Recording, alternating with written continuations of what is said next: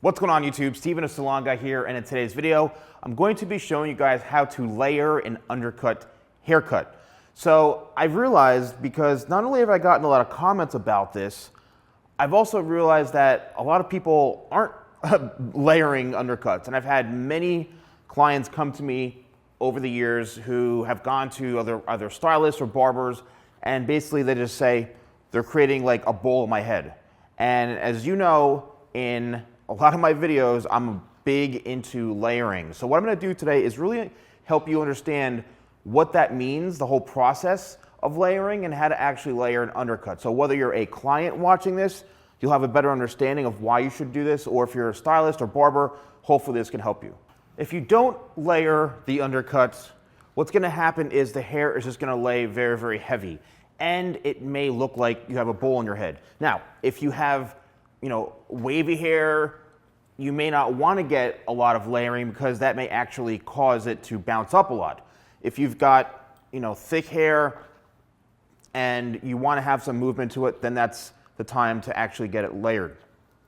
So not getting it layered isn't a bad thing, but again, it depends on the scenario. So you may not think this is layered, but it actually is. The key to having layers in your haircut is you don't want to actually see them. Like, you don't want to see steps like this. That means it's just poorly cut. That's the stylist's fault. That's the barber's fault. If you see a bunch of steps like this, or they cut it too short, or it's not laying right, you can easily get your hair butchered if it's not cut properly. But the proper layering, you won't see it. Where you will see it is when you brush the hair back like this, and you're creating that movement. Right? As you can see, that it's kind of like feathered back because it's layered. If you don't, then it's going to lay straight down like this. So how do you actually go about layering? The way that I layer the undercuts is I always like to follow the head shape, and I like to always take into consideration the length of the base, right? How long is the entire hair from the scalp to the very ends? Because I don't want to take this amount of hair, right, and cut the layers, cut all this hair off. That's just going to look ridiculous. So what you do need to respect and understand is that most of the times when people are having undercuts, they're either having them this length or anywhere like maybe even around this length, right through here.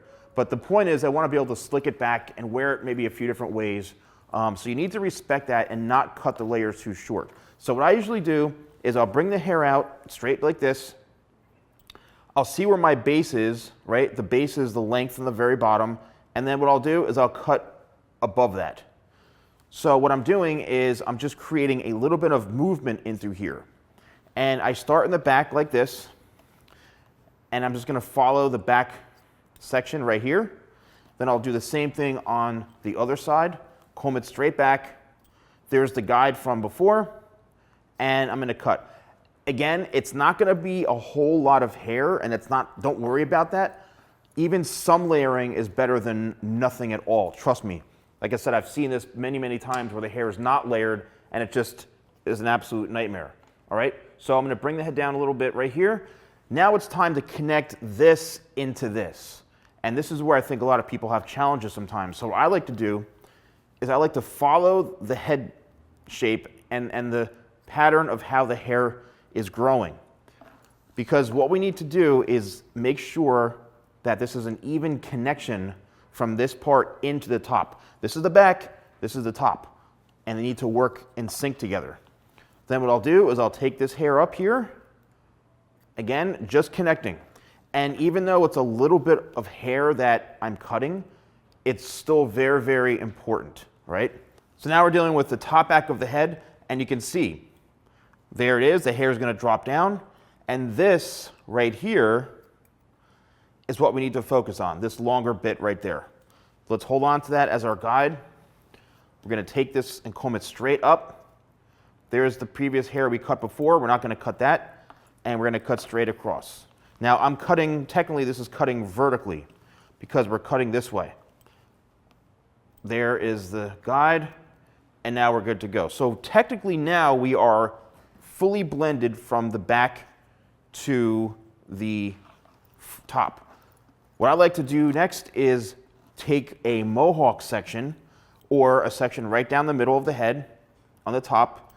Now we're gonna cut horizontally. We're gonna cut straight across because we've already connected everything and blended it. We don't have to worry about the back anymore. We can leave the past behind.